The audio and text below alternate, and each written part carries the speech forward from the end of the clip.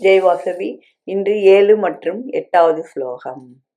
ஆஹரஸ்வபி சர்வஸ்ய திரிவிதோ பவதி பிரியக யஜ்ஞஸ்தபஸ்ததா தானம் தேஷாம் பேதமிமம் ஸ்ருணு.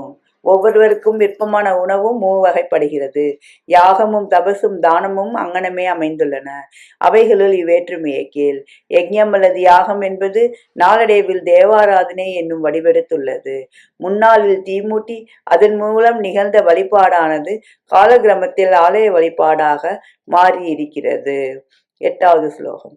ஆயுக ஸ்வ பலாரோக்கிய சுகப்ரீதி விவர்த்தனக ரஷ்யா ஸ்னிக்தாக ஸ்திரா ஹிருத்யா ஆஹாரா சாத்விக பிரியாகா.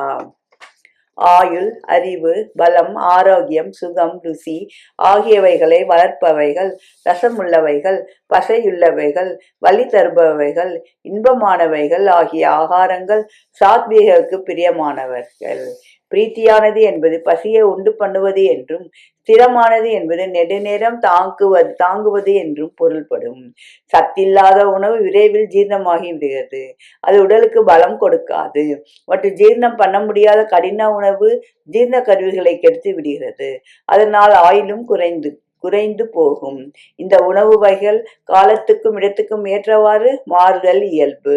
காலையில் உண்ணும் உணவு லேசானதாக இருக்க வேண்டும். இரவில் உண்ட உணவில் பெரும் பகுதி தூங்கப் போகும் பொழுது ஜீரணமாய் இருக்க வேண்டும். குளிர் பிரதேசங்களில் உடலுக்கு கலகலப்பை தரும் உணவே அருந்துதல் அவசியம். வெப்பம் நிறைந்த நாடுகளிலோ குளிர்ச்சி தருகிற உணவு வேண்டப்படுகிறது. பகல் வேளையில் வேண்டியவாறு உணவு அருந்து, ஆனால் இரவில் அருந்தும் உணவை பெரிதும் குறைத்துவிடு என்பது ராமகிருஷ்ணர் உபதேசம். நன்றி, வணக்கம். இப்படிக்கு லதா ஸ்வரூபம் விருதாச்சலம்.